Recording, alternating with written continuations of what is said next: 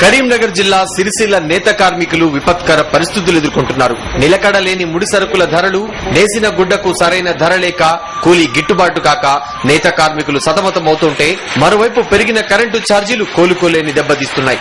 ఇలా దుర్భర పరిస్థితిని ఎదుర్కొంటున్న నేత కుటుంబాలకు వైఎస్ఆర్ కాంగ్రెస్ పార్టీ అండగా నిలిచింది, పోరాటానికి సిద్దమైంది. పార్టీ గౌరవ అధ్యక్షురాలు వైఎస్ విజయమ్మ ఈ నెల 23న సిరిసిల్లలో మహాధర్నా చేయాలని నిర్ణయించారు. ఈ మేరకు సిరిసిల్లలో పర్యటించిన పార్టీ నేతలు అంబేద్కర్ చౌరస్తాను ధర్నా కోసం ఎంపిక చేశారు. ఎన్నో పథకాలతో నేత కార్మికులకు వైఎస్ఆర్ బాసటగా నిలిస్తే ప్రస్తుత సర్కార్ వారి జీవితాలతో ఆటలాడుకుంటోందని పార్టీ నేతలు ఆగ్రహం వ్యక్తం చేశారు. ఈ ప్రభుత్వం యొక్క మొండి వైఖరిని నశించాలి, ప్రభుత్వం పైన ఒత్తిడి పెంచాలని ఒక ఉద్దేశం కొద్దీ చేనేత సమస్యలపైన ఈ నెల 23వ తారీఖున ఇక్కడ ధర్నా చేపట్టడం జరిగింది.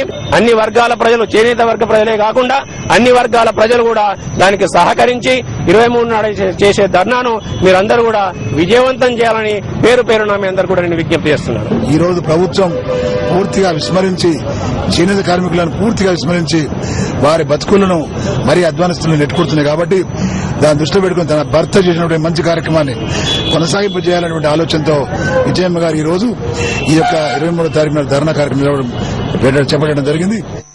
నేత కార్మికులకు బాసటగా విజయమ్మ తొలిసారిగా జిల్లాలో ధర్నా చేపట్టడం జిల్లాకు చెందిన పార్టీ నేతలు ప్రతిష్టాత్మకంగా భావిస్తున్నారు. వేలాది మంది కార్మికులతో ధర్నా విజయవంతం చేసేందుకు ప్రణాళికలు రూపొందిస్తున్నారు. మరి ఆ రోజు రాజశేఖర రెడ్డి గారు ఉన్నటువంటి పరిస్థితులలో ఈ రోజు అలాంటి పరిస్థితి కానరాక మళ్లీ ఆత్మహత్యలు పెరిగిపోతున్న క్రమంలో, పరిశ్రమలు మూతపడేటువంటి పరిస్థితులలో ఈ రాష్ట్ర ప్రభుత్వం ఏమాత్రం కూడా స్పందించకపోవడాన్ని దృష్టిలో పెట్టుకుని ఈ రాష్ట్ర ప్రభుత్వం పైన ఒత్తిడి పెంచడానికి వైఎస్ఆర్ కాంగ్రెస్ పార్టీ గౌరవ అధ్యక్షురాలు వైఎస్ విజయమ్మ గారు మరి ధర్నా చేపట్టడానికి సిరిసిల్లకు రావడం జరుగుతా ఉంది.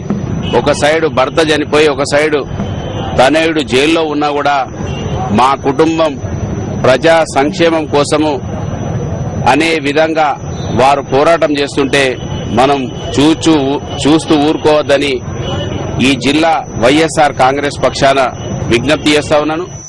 నేతన్నల పక్షాన వైఎస్ఆర్ కాంగ్రెస్ పార్టీ పోరాటానికి సిద్దమవటం నేత కార్మికుల నుంచే కాకుండా అన్ని వర్గాల నుంచి హర్షం వ్యక్తమవుతోంది.